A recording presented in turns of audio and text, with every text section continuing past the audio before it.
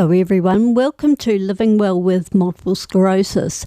My name is Shona Dobe and I am the MS Community Advisor for the Wairarapa. Now you have heard that correctly.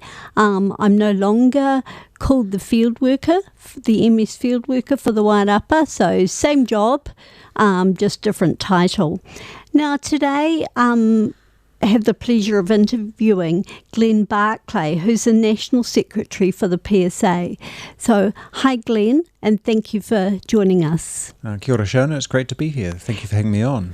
And Glenn, I note the fact that you are on holiday, so it's extra special that you've taken time to be on the program today. So thank you.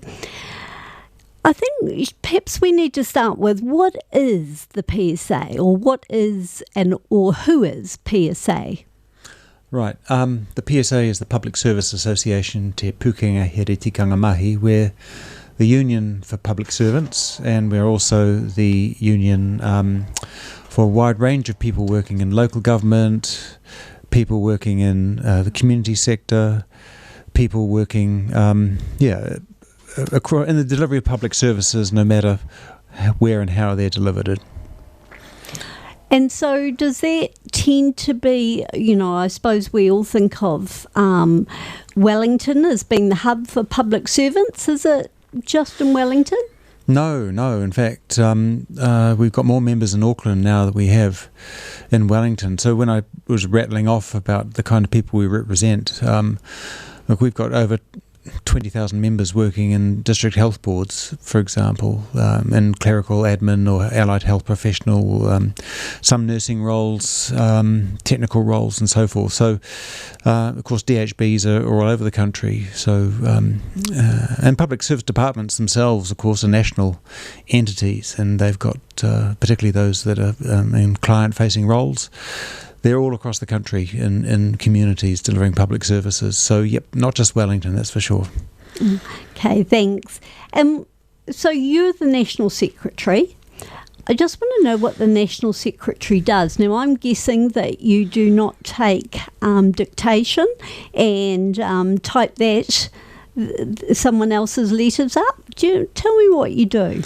Well, it's an interesting title. It's a typical union title. Most people who are essentially the chief executives of their union are called either a national secretary or a general secretary, and that stemmed from the idea that when unions, when they first formed, didn't have paid staff. They usually were just the groupings of people coming together to represent their interests, and they would have a secretary, and the secretary is the one who's responsible for keeping the organisation going. So I'm one of currently 3 national secretaries. We're unusual in that regard. We've got a joint leadership arrangement within the PSA. But we have a president, Janet Quigley, who's our elected president.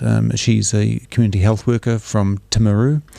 And she's elected at our annual conference to be the voice of the membership of the union. So I'm a paid official, the equivalent of a chief executive, for want of a better term, and I do more than just take the minutes, although there will be people who wonder what it is that I actually do, but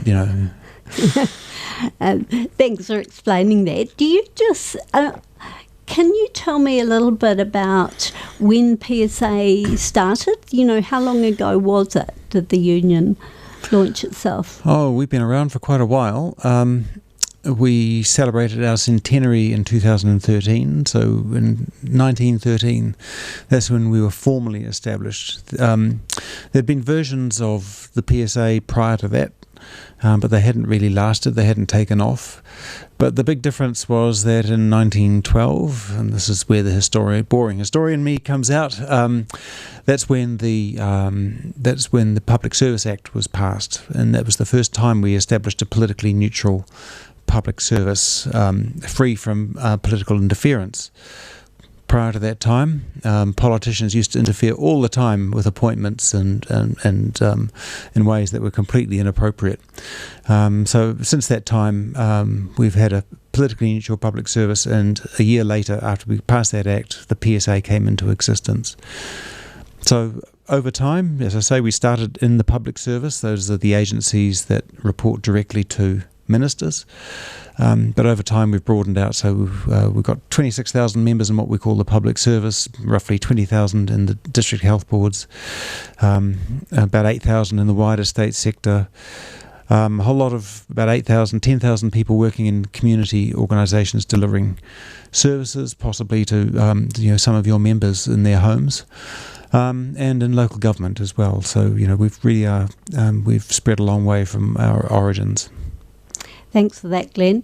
What I'm hoping to talk to Glenn today is about a dilemma that faces many people who are diagnosed with MS, and that is whether or not to tell your employer. Now, we are obviously not going to be able to come up with a definitive answer because every case is different. But what I'm really hoping to do is look at what are specifically the legal implications of disclosing. Now, before we get on to that, Glenn, you have brought some music with you, and I'd like to get you to introduce the first track. Great. Well, I've got 3 songs on that CD, and as I mentioned to you, Shona, I think I know the order, but we'll just take a bit of a guess. Basically, I've got 2 tracks by a band called Not the Day Job, and if the right track is the one that we have first up, it's one, in fact, where I feature briefly playing the mandolin. But this CD is quite an important one to talk about because it features the songs of a guy called Peter Conway, who was secretary of the Council of Trade Unions, who died tragically a few years ago. And after his death, a group of his mates got together and decided to record his songs. And so 2 of the songs today are from that album. And the one I think is the first one up is called Remember Waihi, which was a very famous strike in the town of Waihi, which I know you have family affiliations to, and that occurred in 1912. So this should be Remember Waihi.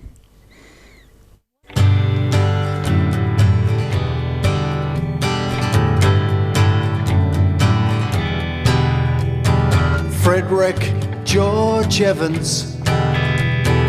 Frederick George Evans was killed in Waihi. He was taken from his family. He was a union man, and he paid for that with his life. The police took him down after 6 months on strike. Remember Waihi. Remember Waihi. Remember Waihi. Remember Waihi.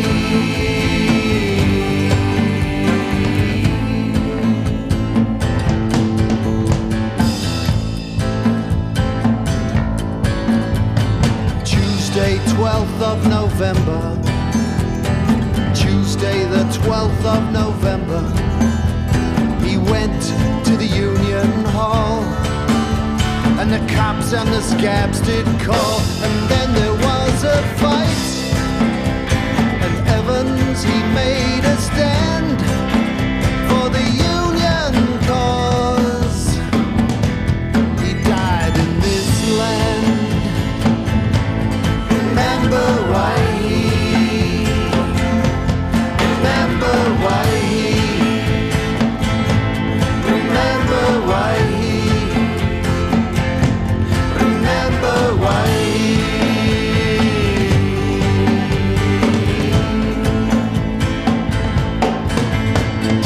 Thousands lined the streets for the funeral in Auckland. 68 had gone to jail for making a union stand. Those principles live on in our values of today. Solidarity, my friends, and remember Waihi. Remember Waihi. Remember Waihi. Remember Waihi. Remember Waihi.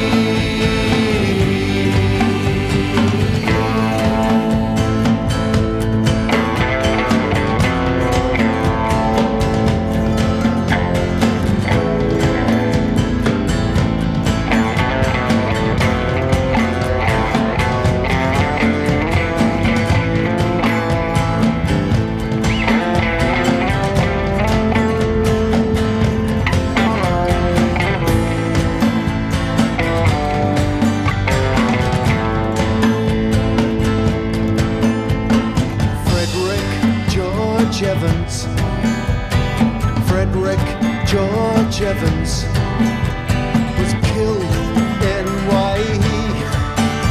He was taken from his family. He was a union man, and he paid for that with his life. The police took him down after 6 months on strike. Remember Waihee. Remember Waihee. Remember Waihee. Remember Waihee. Remember Waihee. Remember Waihee. Remember Waihee. Remember Waihee.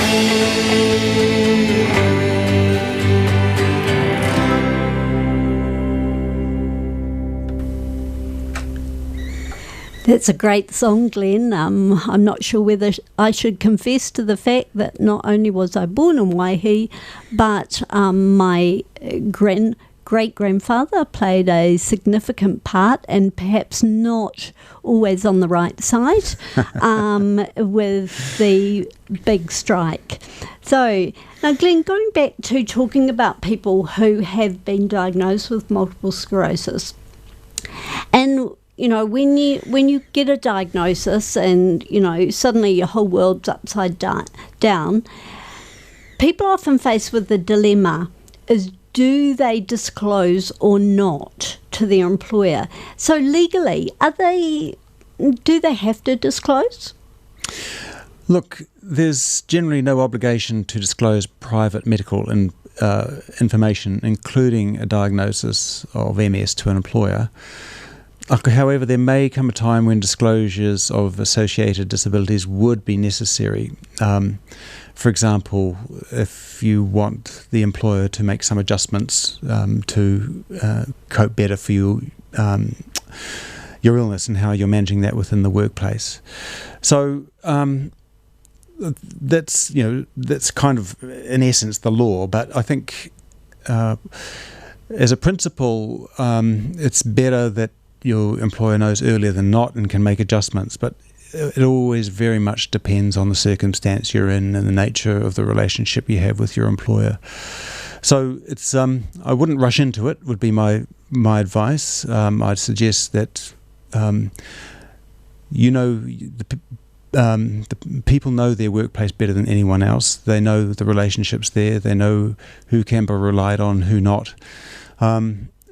But as a principle, I think it's good to let your employer know in reasonable time in advance of when you may need some accommodations within the office, so that you're not just springing it on them. But legally, there's no obligation unless it's going to interfere with your work in some way. What are the implications of disclosing? So, on one hand, you're saying that you're not obligated to disclose unless it affects your work in some way. Is there some time that may not be a wise choice? Is there any example you can think of when that might not be wise? Well, it does come down to relationships, as I was saying earlier. I think that if you think your employer is not someone who's going to understand readily and who might immediately jump to a bad conclusion as to what you're capable or not capable of doing, then you would want to think twice, I imagine, before you do that. If, however, you think that it's impinging on your work to such an extent that you might need some accommodations made for you in the workplace for you to work, then at that point you will need to disclose. So if you think you don't need to, like if your symptoms are manageable and you're all okay, you're just doing the job, then that's fine. You just carry on doing the job. You shouldn't have to disclose to your employer under those circumstances. Where it gets tricky is if you feel that in some way it's having an impact on the way you work. So when you say that if there may be things that you need to request of your employer to make it more possible for you to work relating to your condition, what sort of obligation does the employer have? I mean, can they just say, no? No, the employer does have obligations on them to provide reasonable accommodations. And in the law, this word reasonable is one that crops up all over the place. And in this case, it means pretty much what it says. It's so if there's some physical adaptation that needs to be made in the office, then the employer needs to seriously consider it. And if it's a reasonable one, it's not going to break the bank or whatever, then they need to make it for you. If it's imposed a huge cost on the employer, like their office, they'd have to close their office down and move to a new office or something like that, then they could argue that that's unreasonable expectation for them to do that. But there is, under human rights law, there's an obligation on them to provide reasonable accommodations to people who are impaired in some way. Under the Act, multiple sclerosis falls under the definition of disability as defined under the Human Rights Act. So it's the same kind of principle applies to someone with MS as they would to with someone with other disabilities. Would I suppose what I'm just trying to sort of tease out here is, often with MS, your status might change over time. With a disability, generally, in terms of it's either a sudden change, or you have an accident and become disabled. With MS, sometimes, not always, but you start with, say, relapsing remitting, which may be at times mild until you have a relapse, but at some point you may move more into a progressive phase of your illness.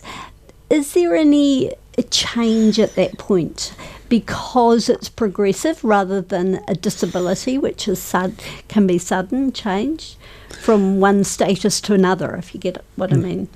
Yeah, look, I understand that, and this is, we're talking here about the law, but the fact you're dealing with a progressive long-term illness really reinforces that nature of the employment relationship being a relationship. And if you're there as an employee for the longer term, then the relationship you have with your employer is critical to that. A good employer is one who should make all reasonable accommodations to that you might need to carry out the work. So one would hope that, one would expect, rather, that if you had an onset of symptoms as severe enough to mean that you had to take some breaks from work, or you needed to have some physical adjustment made to your workplace, that the employer would do those things. And then if you enter a remission and you may not need those things anymore, well, then you know that they're there and you can use them again for the future. So that, to my mind, I think it's a good thing to disclose to your employer as early as you reasonably can, bearing in mind the relationships that exist and the challenges that you might have in a particular situation in coming out about your illness. So it's a long-term illness, and the nature of its impact on your work is going to change by the sounds of things. So it's important to have a good open relationship with your employer, if at all possible, so that you can work those things through. You said that the employer is obligated under the law to provide any sort of amenities within a reasonable cost. Reasonable is such a broad statement. Is it possible to define parameters for that, or is it just, if it's far too much, you've got to move the building, then it's not going to happen. But yeah, I think the Human Rights Commission gives some guidance on this. They say that an example might be it's not reasonable to expect a small business to relocate offices or to pay out large amounts creating disability access in an existing building, for example. So those are some examples that they give off their website. And I'd recommend actually that people do have a look at the Human Rights Commission website. They do have really good information about this. Not about multiple sclerosis specifically, but about the general principles. The courts, if they're in a position of having to look at that, will look at all the circumstances. They'll look at the nature of the illness, the level of impairment, the size of the business, the nature of the office space, or whatever it is. Look at all the facts before just deciding what is reasonable under these circumstances for the employer to do or not do. so therefore it could be a different decision depending on the type of employment. Say as you say, a small business, the decision might be different than if you're a large government department. Yeah, so a large business you'd expect, should have the resources to do these kind of adjustments much more easily than a small employer.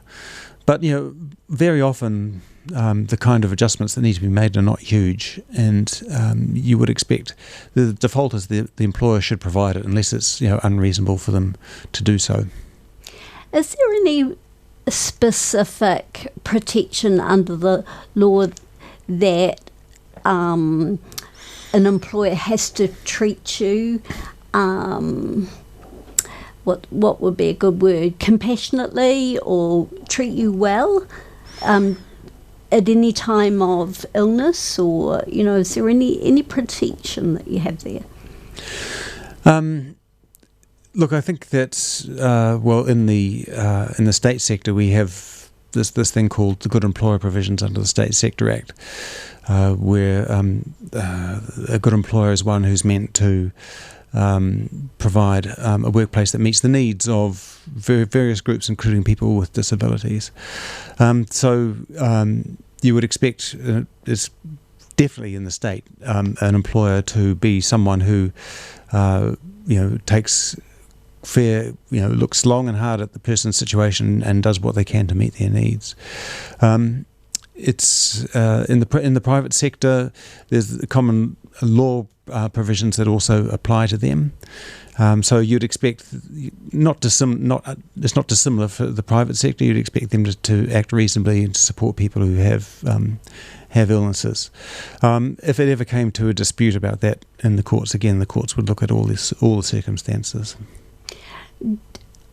Do you think that the size of your employer, as in, whether you're a large firm or, once again, the example of a private company, small private company versus large, would that alter the decision-making process, do you think, about what you could, whether or not you would disclose? Do you think that would affect it in any way? I think it probably would. Larger organisations have got HR or human resource departments, so they've got people who are theoretically should understand all these issues, should understand the impact on the worker. I have to say, all too often we find a lot of people who work in those departments aren't necessarily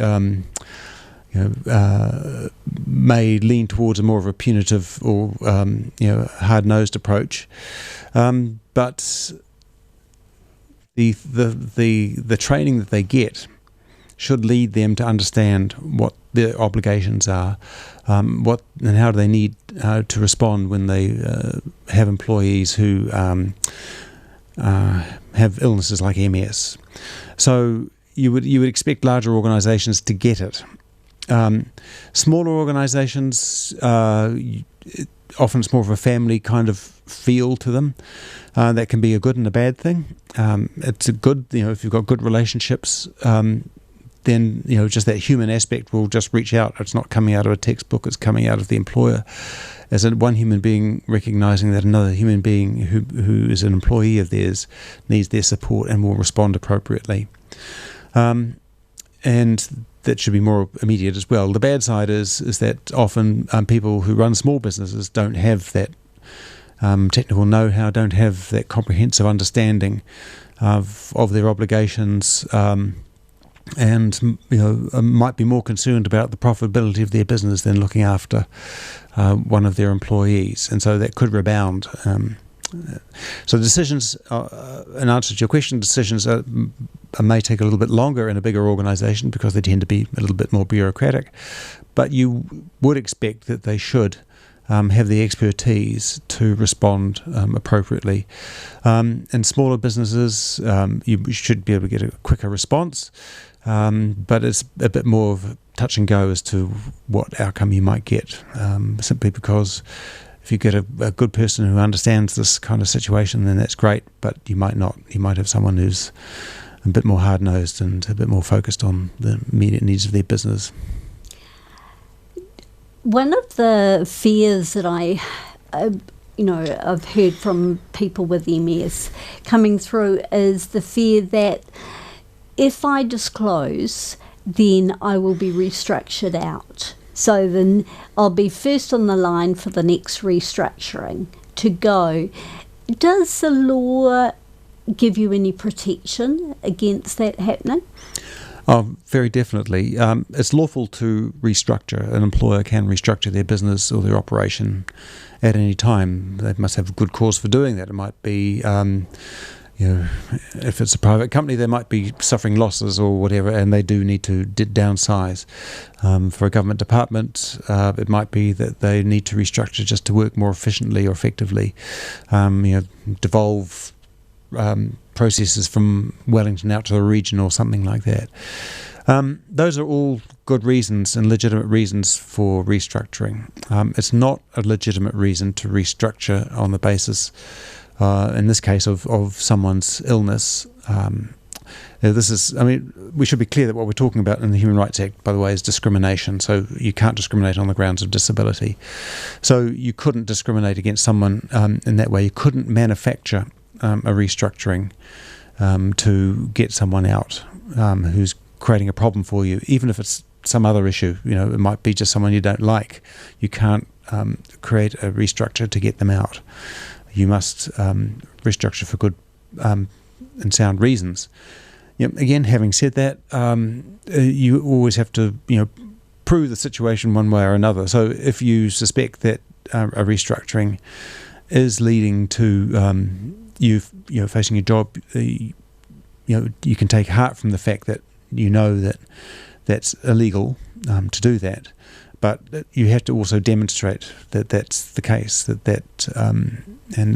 Sometimes that can be hard because there may be some legitimate reasons mixed up with the not so legitimate reasons, and sometimes that can be a bit difficult to disentangle. Okay, thank you. One of the buzz phrases these days seems to be health and safety. Everything's about health and safety.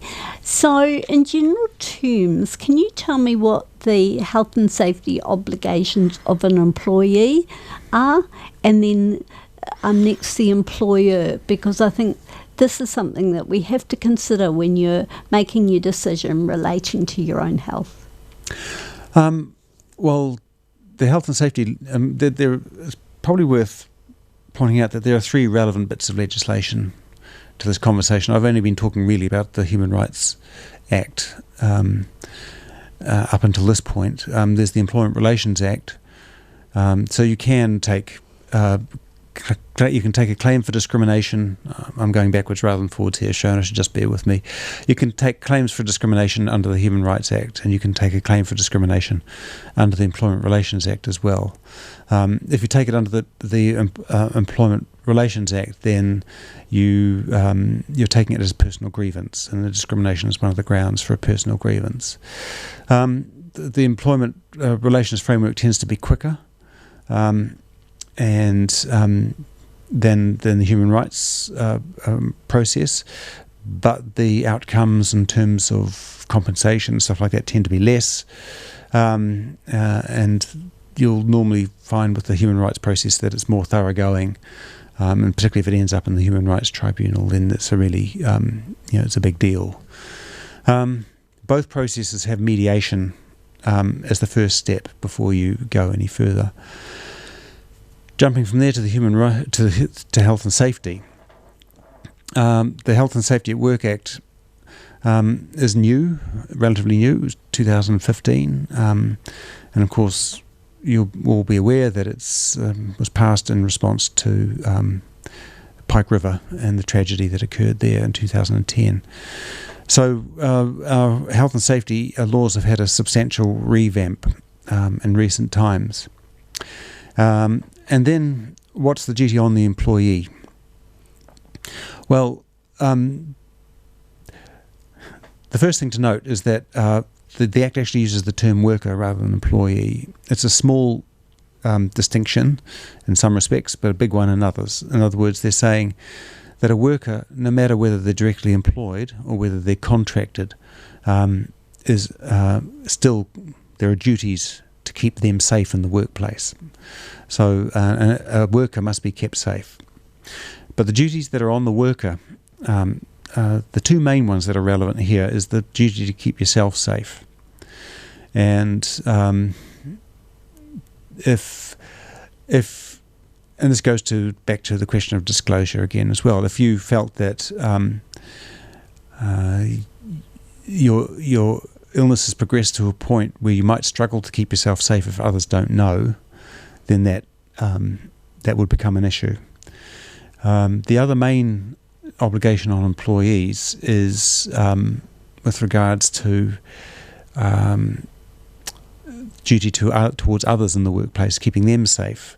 And the Act talks about acts and omissions. So, if you do something dangerous and you harm a fellow worker, then, you could be potentially liable for that.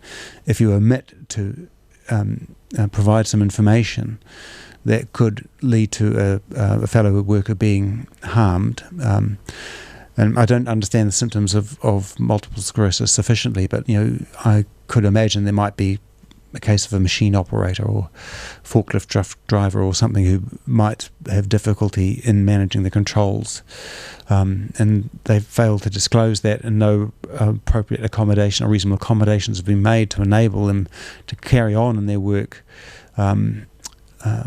because the employer doesn't know, then they could be said to have failed in their duty to keep others safe in the workplace because they've failed to pass on that to the employer and their fellow workers.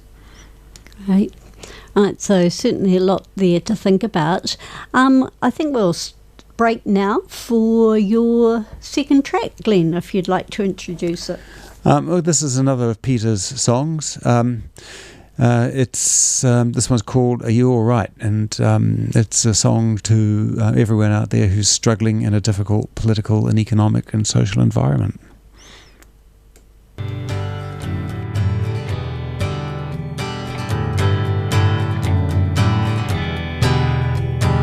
Frederick George Evans. Frederick George Evans was killed in Waihee. He was taken from his family. With Christian messages, music, songs, and prayer for the sick and hurting, the Gospel Hour is about God's love for humanity.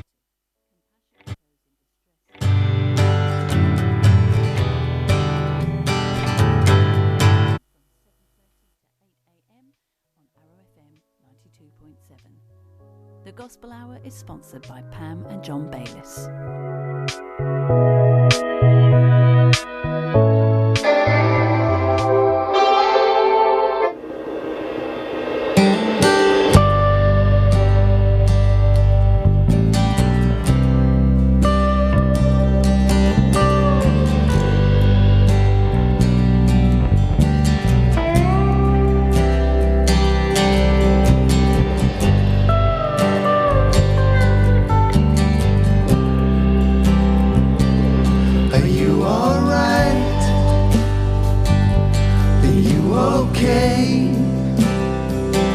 Are you getting by? this world today. Are you alright? Are you okay? Are you getting by in this world today? I'm looking for just a small sign, a gesture or just one short line. Are you alright? Are you okay? Are you getting by in this world today? Is it the inequality, the wealth alongside poverty? Are you alright? Are you okay? Are you getting by in this world today? Are you alright? Are you okay? Are you getting by in this world today? Hopeful signs appear, linger for a while, only to disappoint. Change is so fragile.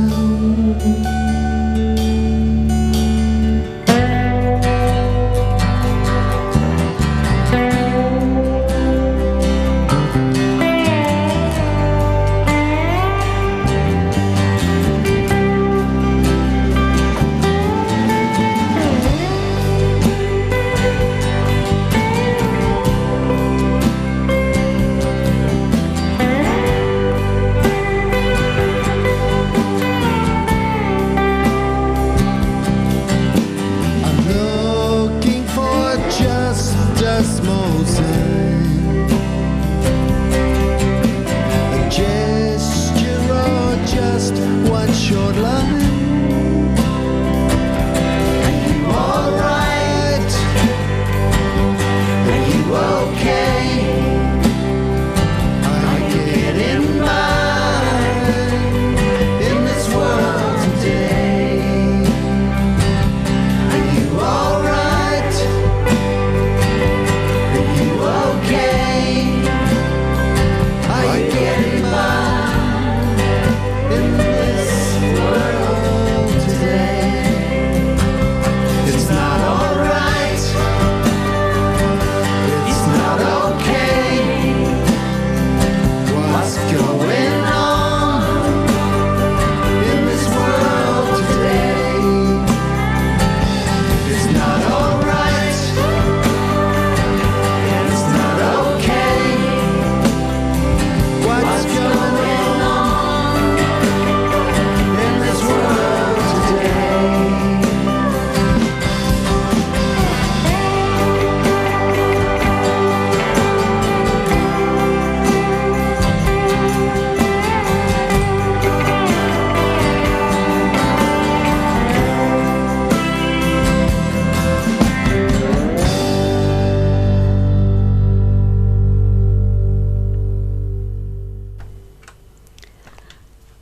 Thanks, Glenn. That was another great track.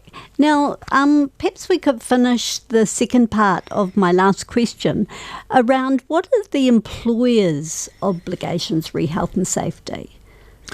Well, just like I'm going to divert slightly in my response again. Just like the Act uses the term worker instead of employee, the word employer is not one that features in the Health and Safety at Work Act. They use the term person conducting a business or undertaking. And again, what they're trying to get at is all the relationships in the modern workplace, because there are quite a lot. It's not quite as simple as it used to be of employer-employee when you and I were younger. There's a lot of different working arrangements out there. So a person conducting a business or undertaking, or a PCBU, as those of us in the industry refer to it.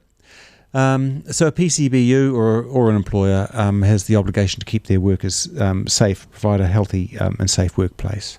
That's the core duty. That's for workers who work directly for them, or workers that they might have influence over. So, for example, if you're a biggish organisation and you've got some temporary workers in from a temporary agency to work in your workplace, then you've got duties towards them as if they were your own employees. So you've got to keep them all safe insofar as you reasonably practically can. So reasonably practicable is the term that this Act uses. Once again, that wonderful word, reasonable. And practicable. So it might be impracticable if it's going to cost bankrupt the organisation, or it's just not physically possible to make an adjustment in the building that you're in. So and again, it goes to all the circumstances in any given situation that you're looking at.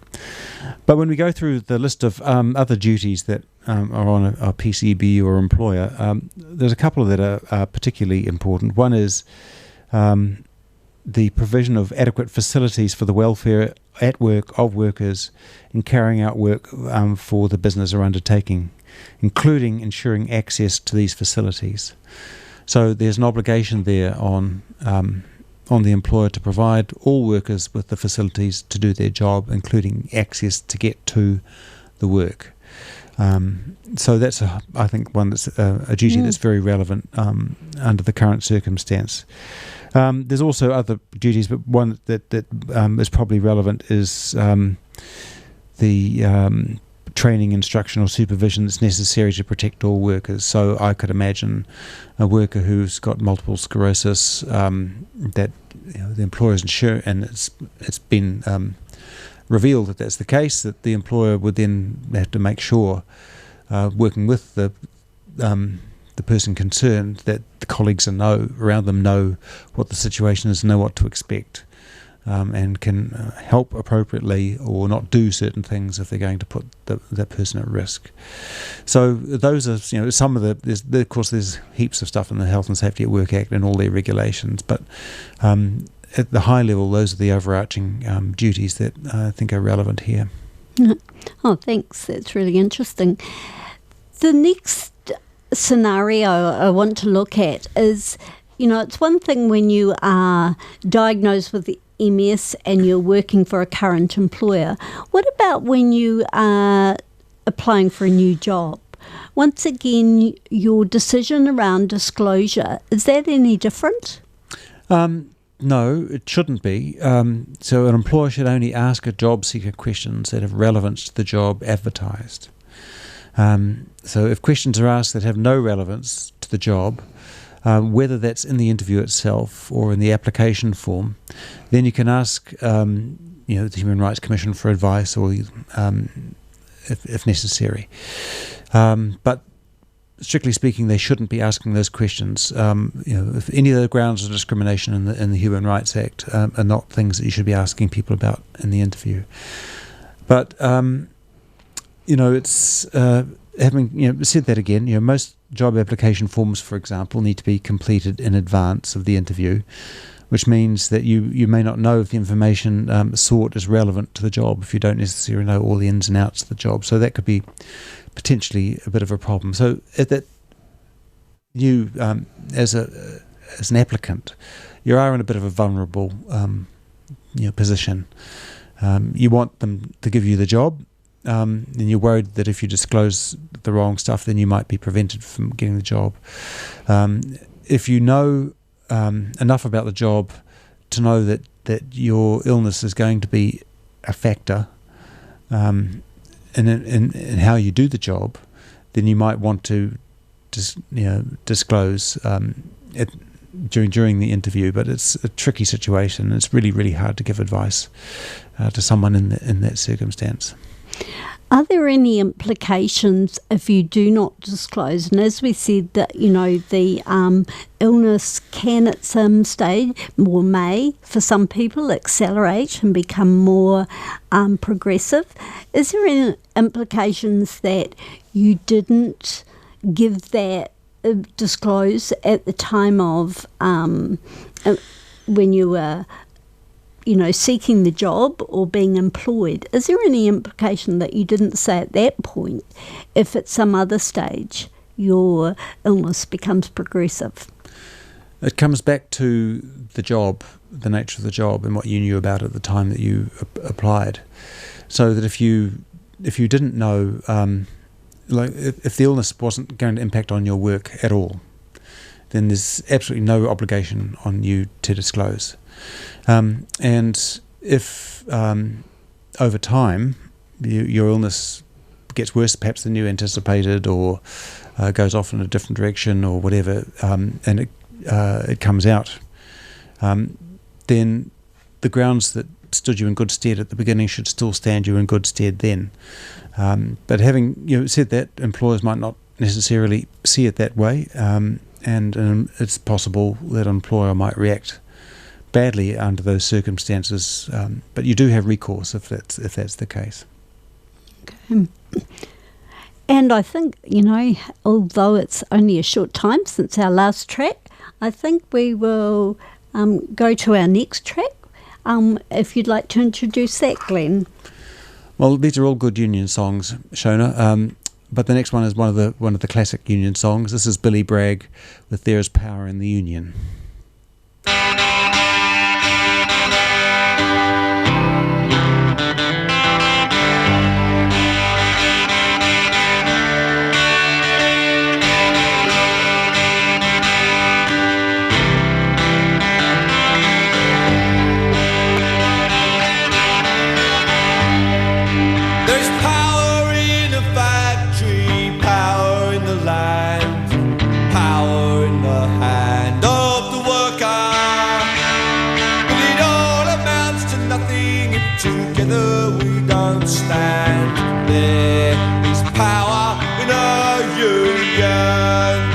Lessons of the past were all learned with workers' blood. Mistakes of the bosses we must pay for.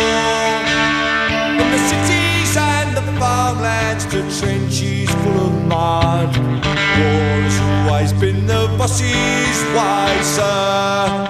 The union forever defending our rights. Down with the black leather workers unite. Our brothers and our sisters in many far-off lands, there is power in a union. Now I long for the morning that they realise brutality and unjust laws cannot defeat us. But who'll defend the workers who cannot organise when the bosses send their lackeys out to cheat us? Money speaks for money, the devil for his own. Who comes to speak for the skin and the bone? What a comfort to the widow, a light to the child. There is power in a union.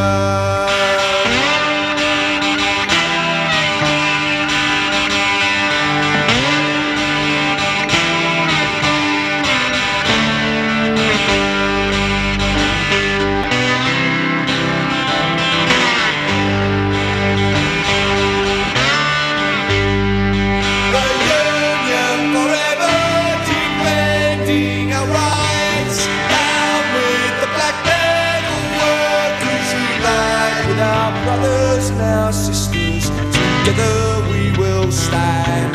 There is power in a union.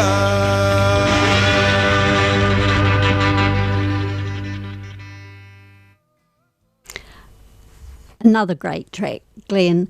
Thank you for that. Now, just during the break then, you mentioned something that you would like to add to your last statement, Glenn, if you'd like to say that.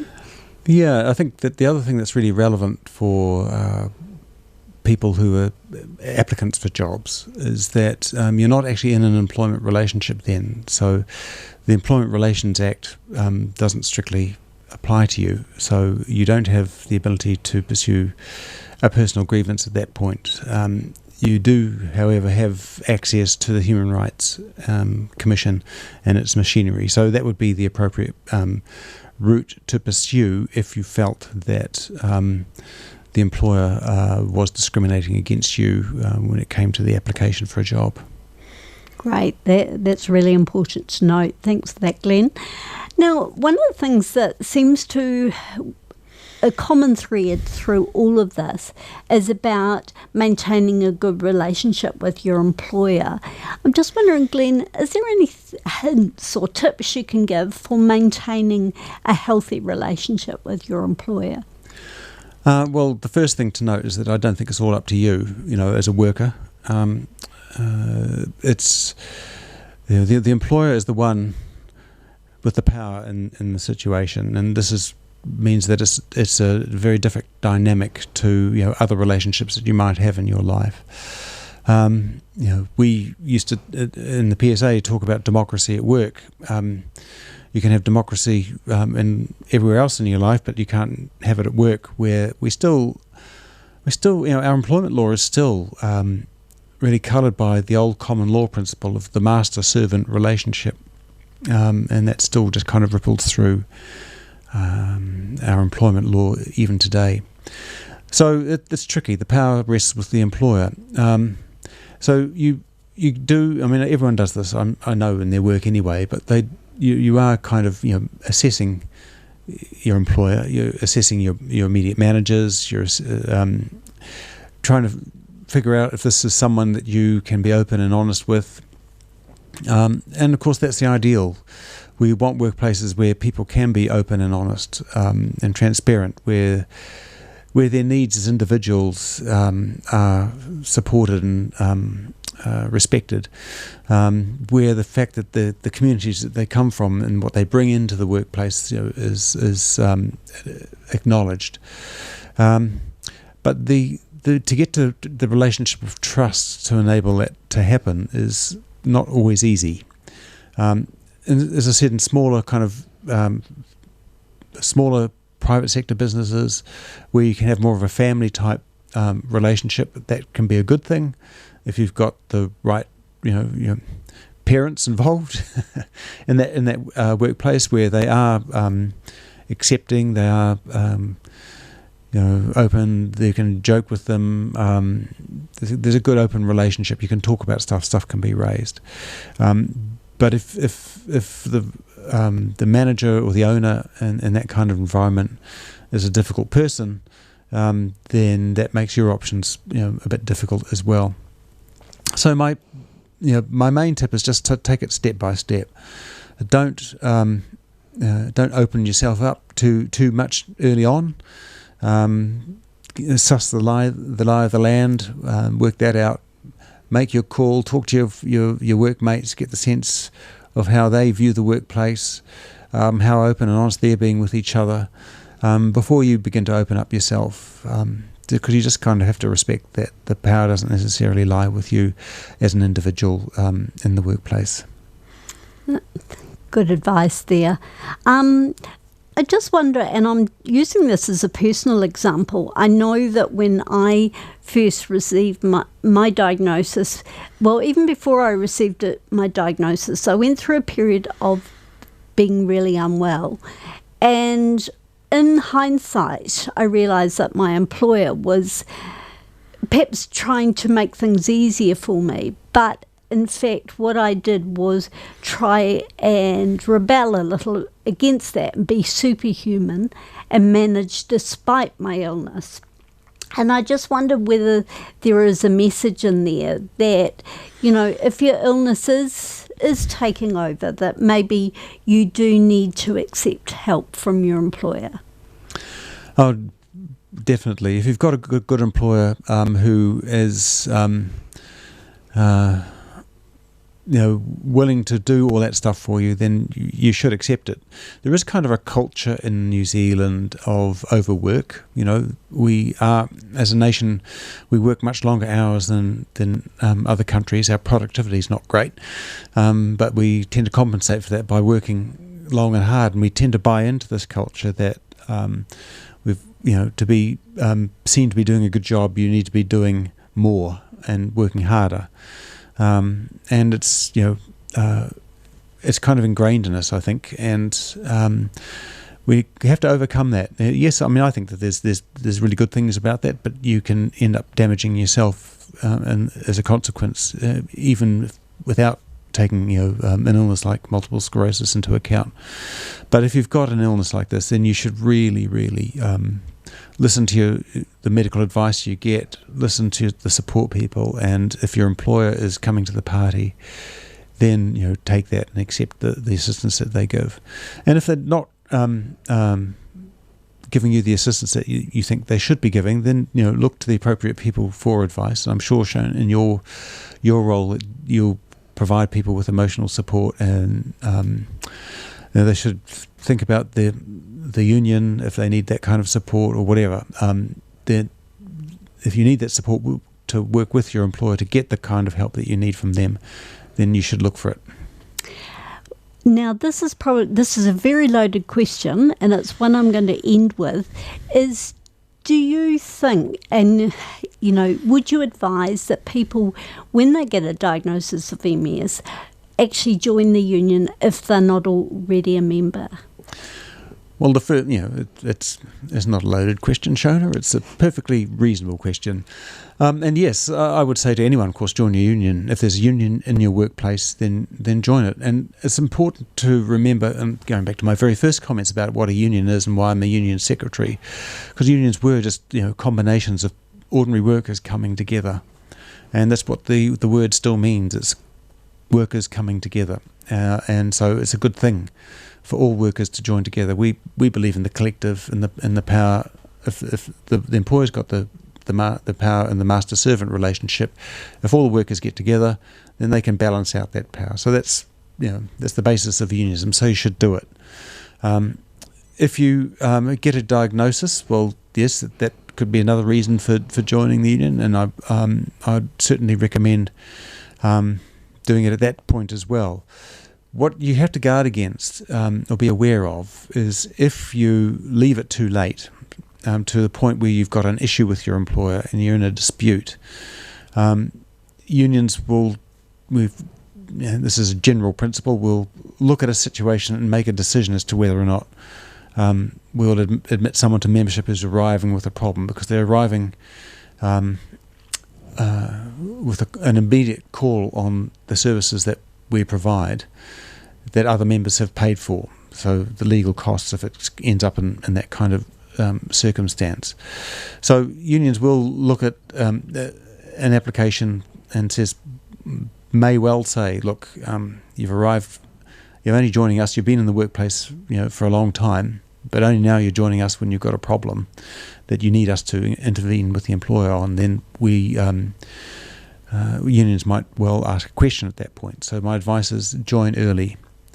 Preferably don't wait till you get a diagnosis, but if you get a diagnosis, join then. Don't wait until you've got issues with your employer. Thank you very much, Glenn, and thank you for joining us today. It's time for me to sign off now, so thank you, Glenn, for taking time off from your holiday to talk to us about the implications of disclosing or not disclosing to your employer about your diagnosis. The thing that I'd just like to remind you is the MS community advisors, or the field workers as you may know them, part of their role may be to do some training with your employer at your request about MS, or even accompanying you to some difficult conversations you might need to have. So they are there to support you. So do access that service if you need to. So lovely talking with you all, and have a good rest of your day. Okay, bye-bye.